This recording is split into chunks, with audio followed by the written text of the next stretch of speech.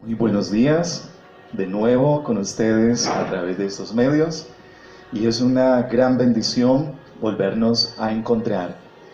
Yo lo bendigo en el nombre del Señor en esta mañana, allá en sus hogares, allá donde ustedes se encuentran, que la bendición del Señor los acompañe en el nombre de Jesús de Nazaret. Bueno, vamos hoy a meditar en la palabra del Señor.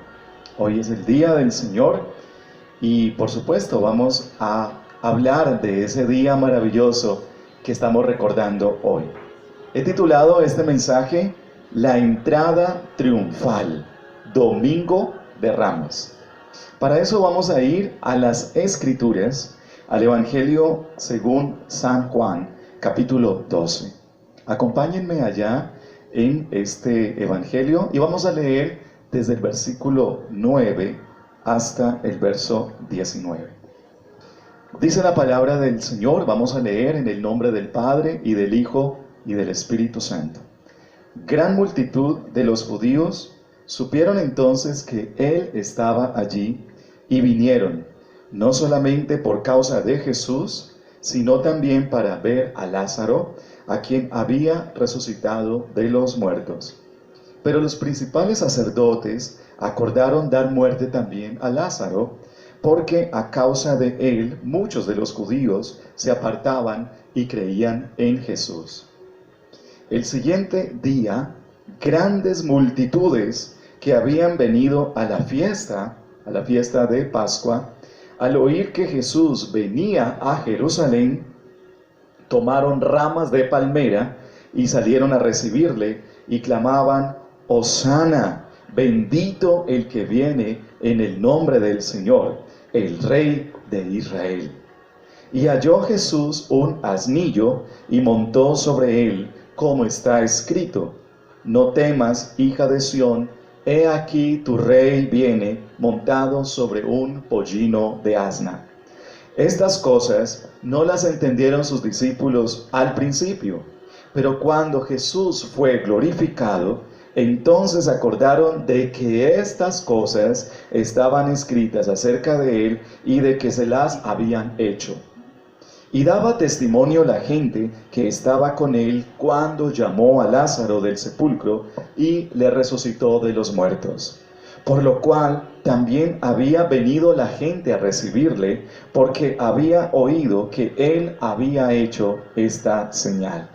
Pero los fariseos dijeron entre sí: Ya veis que no conseguís nada. Mirad, el mundo se va tras él.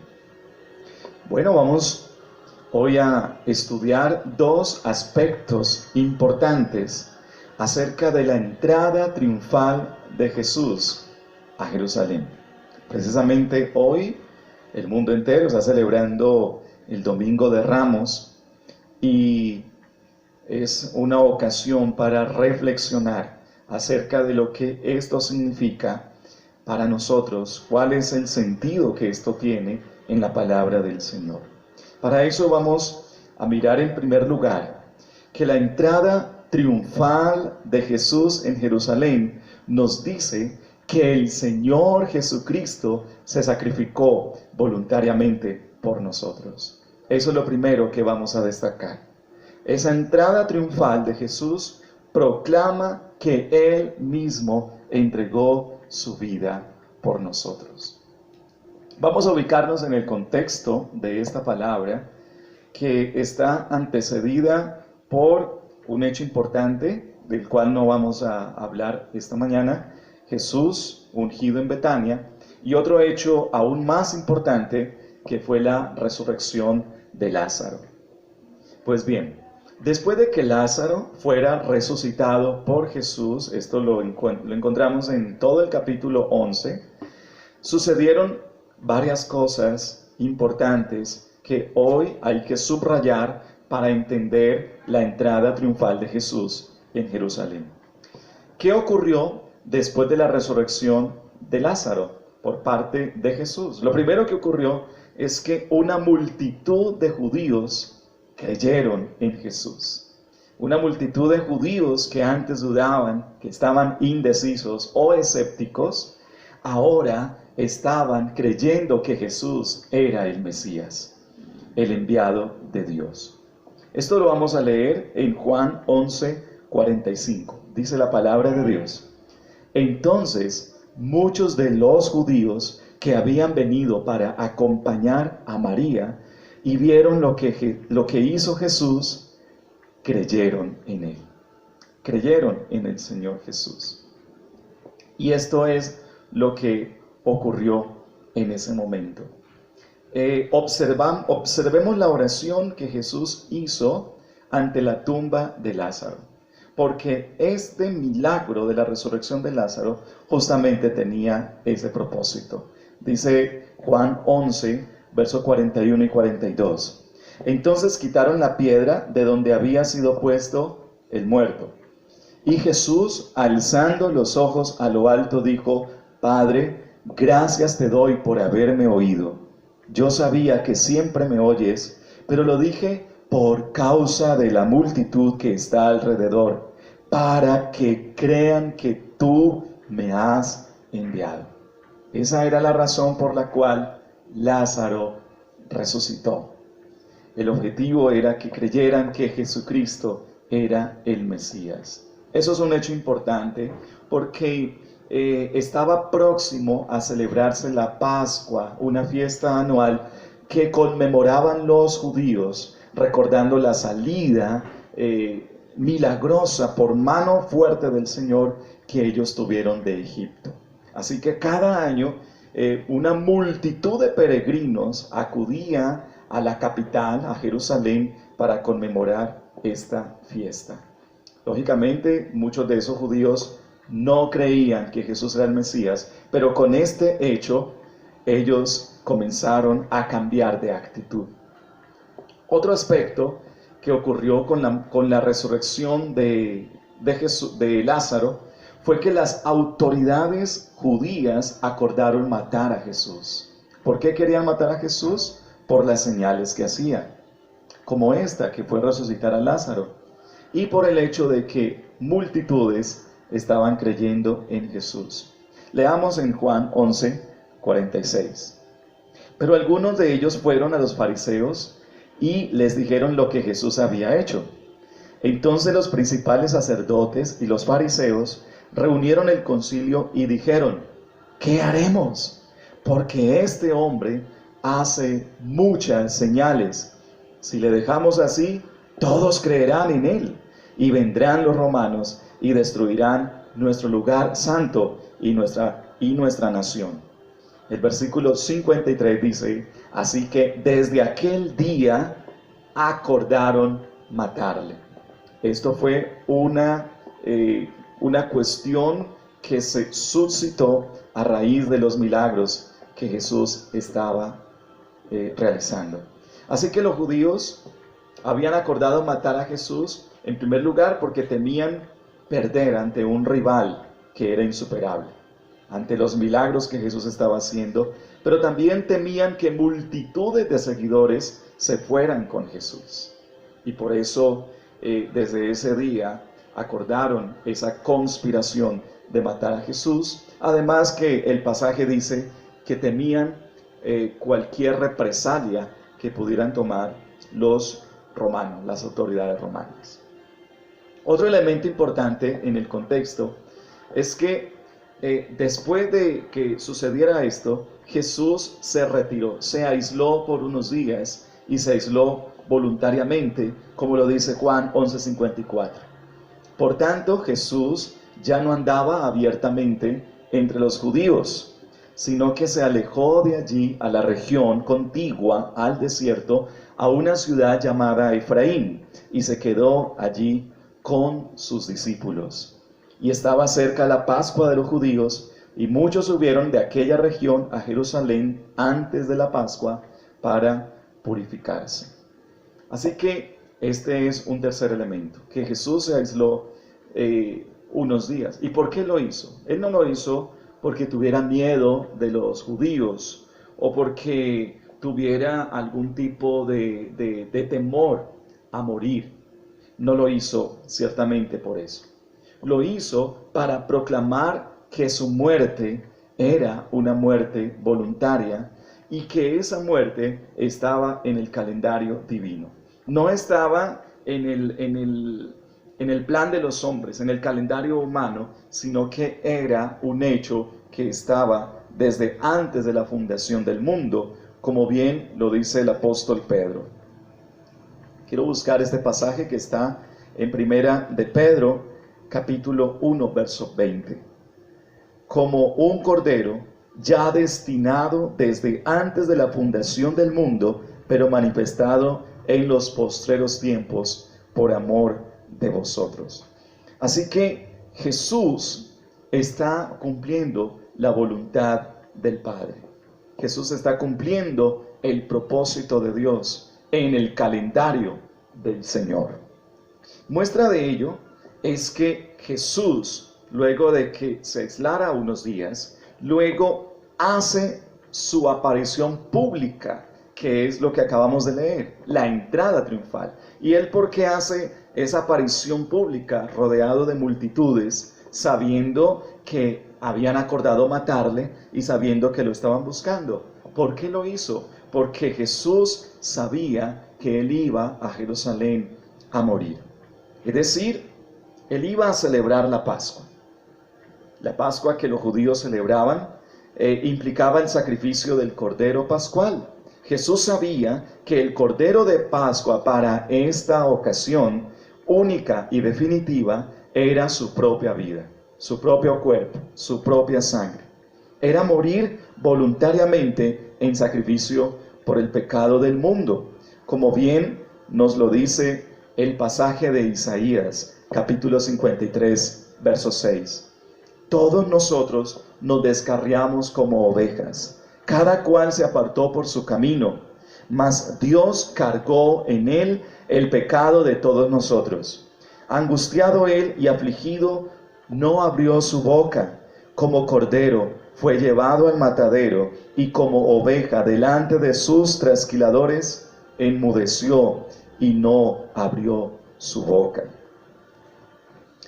Jesús, en cumplimiento de esta profecía, de esta promesa, entró en Jerusalén, consciente totalmente de que su entrada triunfal era para dar su vida por toda la humanidad.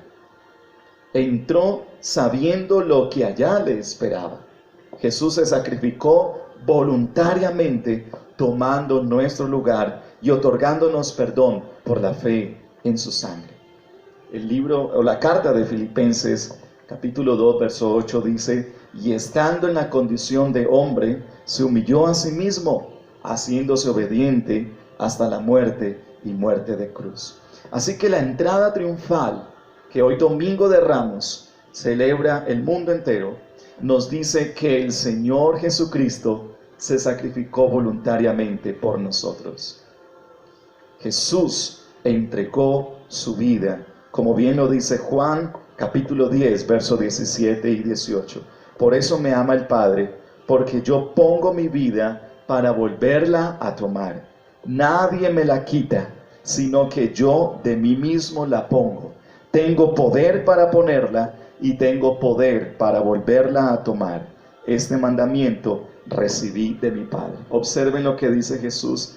Este mandamiento recibí de mi Padre, de entregar su vida. Jesús lo dice: nadie me quita la vida. Yo tengo poder para ponerla, tengo poder para darla y tengo poder para volverla a tomar. Y eso es un hecho maravilloso. Saber de que Jesucristo murió voluntariamente por nosotros los pecadores es algo que hoy, en este día, nos debe emocionar, nos debe llenar de gozo y de gratitud hacia el Señor. Hay un segundo aspecto importante de la entrada triunfal de Jesús, y es que su entrada triunfal en Jerusalén nos dice que el Señor Jesucristo es, en efecto, el Mesías prometido. El Mesías prometido es el enviado, el Salvador del mundo, la esperanza para toda la humanidad. Todos los milagros de Jesús, sus hechos extraordinarios, su poder sobrenatural, su dominio sobre la naturaleza. Recuerden que Jesús hizo muchos milagros, alimentó a más de 5,000 personas, multiplicó los peces, los panes, calmó la tempestad, resucitó a Lázaro. Jesús hizo muchos milagros que demostraron su dominio sobre la naturaleza, su dominio sobre la enfermedad, su poder sobre la muerte, su autoridad sobre todo. Era una evidencia clara. Todos los hechos de Jesús, todos sus milagros, eran una clara evidencia, innegable, tangible y contundente para todos sus contemporáneos de que Él es el Mesías prometido, el ungido de Dios, el único capaz de salvar, aquel Salvador que perdona el pecado. Todo eso daba cuenta, y Jesús lo decía: si no me creéis a mis palabras, creed a mis obras. Él es el Redentor prometido que tanto habían anunciado los profetas. Así que era muy tremendo, era increíble cómo, a pesar de tanta evidencia, todavía seguían sin reconocer que Jesús era el enviado de Dios. Los judíos habían visto todo lo que Jesús había hecho, pero persistían en rechazar a Jesús y negar que Él fuera el Mesías. Por eso Jesús les da esta señal. ¿Qué era la entrada triunfal? La entrada triunfal en un pollino a la capital, a Jerusalén, no era nada más y nada menos que el cumplimiento de la profecía de Zacarías. Y quiero que nos remitamos a Zacarías capítulo 9, verso 9, porque Jesús, cuando entró en un pollino a Jerusalén, está claramente cumpliendo lo que de él decía la palabra. Zacarías 9:9 dice: alégrate mucho, hija de Sión, da voces de júbilo, hija de Jerusalén. He aquí tu rey vendrá a ti, justo y salvador humilde, y cabalgando sobre un asno, sobre un pollino de asna. Es tremendo que tantos años antes este profeta haya anunciado esto, y ahora Jesús, conocedor de que los judíos eran lectores y sabían esta palabra, estas promesas, Jesús estaba cumpliendo para demostrarles a ellos una vez más, una evidencia más, que Él era el Mesías. Pero Zacarías no solamente dijo que Jesús vendría cabalgando en un pollino, en una ¿cómo se llama? Una cría del asno. También Zacarías dice en el capítulo 13:1: en aquel tiempo habrá un manantial abierto para la casa de David y para los habitantes de Jerusalén, para la purificación del pecado y de la inmundicia. Así que Zacarías unió esa profecía con la redención de la humanidad, con el perdón del pecado. También la entrada triunfal de Jerusalén era el cumplimiento de la palabra que el profeta Isaías había profetizado. Y esto está en Isaías 62:11. He aquí que el Señor hizo oír hasta lo último de la tierra. Decid a la hija de Sión, a Jerusalén: he aquí viene tu Salvador. He aquí su recompensa con él, y delante de él su obra. No sé, cuando yo leo esta palabra, cómo Jesús cumple perfectamente la palabra del Señor, y cómo Jesús en esta entrada triunfal a Jerusalén está demostrando que Él es el Mesías prometido. No sé si usted se haga esta misma pregunta: ¿cómo es que no entendían, siendo que estaba escrito? ¿Cómo es que estas cosas estaban todavía sin ser comprendidas por la gente de la época? De hecho, volviendo a Juan 12:16, dice que estas cosas no las entendieron ni siquiera sus discípulos al principio, pero cuando Jesús fue glorificado, entonces se acordaron de que estas cosas estaban escritas acerca de él y de que se las habían hecho. ¿Cómo es que tanta gente mantenía su rechazo a Jesús frente a tantas señales? Frente a un hecho que era innegable de todas las formas posibles, Jesús había demostrado que Él era el cumplimiento de ese Salvador prometido que habían anunciado los profetas. Y estas, trayéndolo a nuestro tiempo, son las mismas preguntas hoy día con todo lo que está pasando en el mundo. Hoy día también hay muchas evidencias con todo lo que está ocurriendo en el mundo, desastres, desgracias, catástrofes, y esta pandemia que es conocida por todos. Todo esto está escrito en la Biblia, en la palabra del Señor. ¿Por qué hay gente que no cree que Jesús, el Mesías, que prometió volver, está a las puertas? Uno le es fácil decir, uy, pero en esa época, ¿cómo es que no creían en Jesús con tanta evidencia? Hoy día también tenemos suficiente evidencia de que Jesús es el Señor. Y sucede lo mismo. Todavía hay mucha gente, como en aquel entonces, que no cree que Jesús es el Salvador. ¿Por qué hay quienes aún rehúsan venir al Salvador? Yo guardo la esperanza de que tú que me escuchas, tú que estás allá en tu casa, obres de una manera diferente. Yo te digo, en el nombre del Señor, no seas uno más que resiste ir al arrepentimiento, que resiste el llamado del Señor pese a la conmoción mundial, pese a lo que está ocurriendo en el mundo.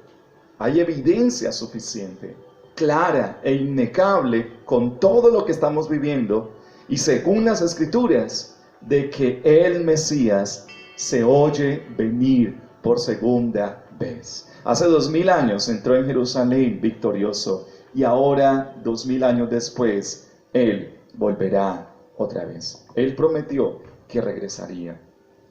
Y esa conmoción, vamos a leerlo en Mateo 21. Mateo 21 nos relata que toda la ciudad, cuando Jesús entró allí cabalgando en aquel pollino, toda la ciudad se conmovió. Vamos a leer en Mateo 21, verso 8 al 11. Dice, y la multitud que era muy numerosa, observen lo que hacía, escuchen esto. La multitud que era muy numerosa tendía sus mantos en el camino y otros cortaban ramas de los árboles y las tendían en el camino. Y la gente que iba delante y la que iba detrás aclamaba diciendo, Hosana al Hijo de David, bendito el que viene en el nombre del Señor, Hosana en las alturas. Cuando entró él en Jerusalén, escuchen, toda la ciudad se conmovió diciendo, ¿quién es este? Y la gente decía, este es Jesús el profeta de Nazaret de Galilea. Tremenda conmoción. ¿No les suena familiar? ¿No les suena conocida esa conmoción que hoy está viviendo el mundo entero? No es de extrañarnos. La gente preguntaba, ¿quién es este? Y quiero explicar algo que tiene que ver con los términos que utiliza el original. En el griego dice, toda la ciudad fue sacudida. Esa palabra que se utiliza en el griego es la misma palabra, es el mismo verbo que se usa cuando ocurre un terremoto. Es decir, toda Jerusalén tembló, toda Jerusalén se sintió sacudida, tal vez no físicamente, pero había una conmoción social, una conmoción en toda la comunidad de aquel entonces, como también hoy por hoy. Todos los países en el mundo entero están conmocionados. Yo me pregunto, en razón de lo que estamos afrontando en estos tiempos, ¿habrá existido una sacudida tan impresionante como esta? ¿Una conmoción en el mundo entero? Como lo que estamos viviendo hoy, de un aislamiento casi total de todos los países del mundo. Todo cerrado, todo clausurado. Quizás no.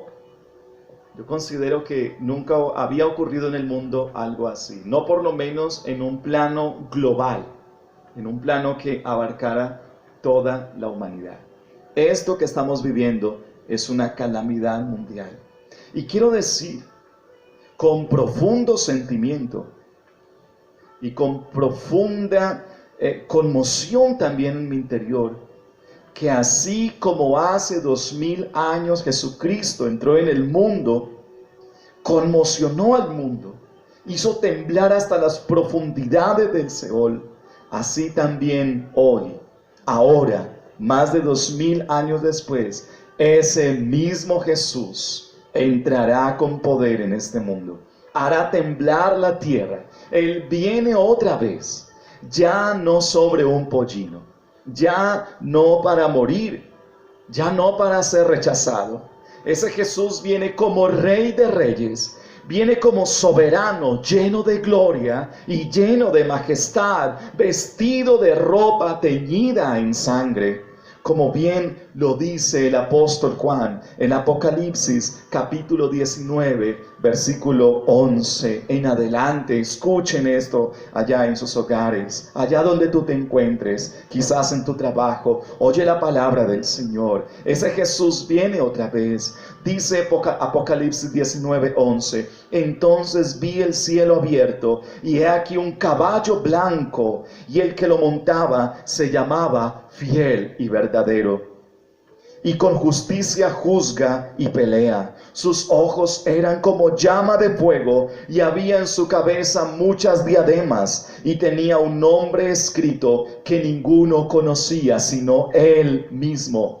Estaba vestido de una ropa teñida en sangre, y su nombre es el Verbo de Dios. Y los ejércitos celestiales, vestidos de lino finísimo, blanco y limpio, le seguían en caballos blancos. De su boca sale una espada aguda para herir con ella a las naciones. Y él la regirá con vara de hierro, y él pisa el lagar del vino del furor y de la ira del Dios Todopoderoso. Y en su vestidura y en su muslo tiene escrito este nombre: Rey de Reyes y Señor de Señores. ¿Qué sientes? ¿Qué sentimos al escuchar esta palabra de que nuestro Rey prometido, así como vino hace 2000 años, está pronto a volver? ¿Y qué harás? ¿Qué será de ti? ¿Qué será de tus hijos? ¿A dónde irás? Hoy Jesús está haciendo su entrada triunfal como aquel entonces, en tu hogar, en tu corazón, pero también en muchos gobiernos, en gobernantes, en presidentes, en naciones, en muchas familias. Hoy por hoy Jesús está haciendo una entrada triunfal, como sucedió allá en Juan donde leímos: al oír que Jesús venía a Jerusalén, tomaron ramas de palmera y salieron a recibirle. Salieron a recibirle cuando oyeron que Jesús venía. ¿Qué vas a hacer hoy cuando tú sabes por la palabra del Señor que Jesús está pronto a volver? Esas ramas de palmera y esos mantos tendidos como alfombras son símbolos de aclamación, son símbolos de regocijo. Es el homenaje, es el honor que se le rinde a un rey victorioso. Hoy yo te digo, a través de este medio, también como ellos, ven a recibir a Jesús. También como ellos, ven a rendir tu vida al Señor. Ven al encuentro del Salvador. Aclámalo como tu Señor. Aclámalo como tu Rey, como tu Salvador. Ven a seguir a Jesús y dale el honor que Él merece entregándole a Él tu vida. ¿Cuál va a ser tu reacción? Ahora que entiendes quizás mejor lo que este día significa. ¿Cuál va a ser tu reacción? Ahora que comprendes qué es el Domingo de Ramos. Te hago esa pregunta, ¿cómo se le hacía el pueblo en esa época? ¿Quién es este? Este Jesús del que yo te predico es el que te puede salvar. Él es el que dio tu vida por ti. Así que allá donde tú estás, allá en tu hogar, recibe a Jesús. Quiero orar por ti y quiero orar por todos los que en sus hogares y en cualquier lugar han escuchado esta palabra. Padre que estás en los cielos, gracias Señor por aquellos que hoy recibirán a Jesús, que hoy Señor están abriendo sus corazones, que hoy, oh Dios, están diciendo: Jesús, ven a mi vida. Te pido Señor que allá donde se encuentren, allá en sus hogares, puedan tener un encuentro contigo, Señor. Yo los bendigo en el nombre de Jesús. Padre, y también oro por todos los que ya te conocen, que estén firmes, Señor, que estén con regocijo aguardando tu venida, que permanezcan fieles y firmes, Señor, hasta que tú vengas por nosotros. Ayúdanos a perseverar sin desmayar y haz que esta palabra predicada, Señor, que hoy nos dice que tu sacrificio es voluntario, que tú diste tu vida por amor a nosotros, que tú eres el Mesías prometido. Haz que esta palabra nos llene a nosotros. Te lo pido, Señor, en el nombre de Jesús. Amén. Dios te bendiga.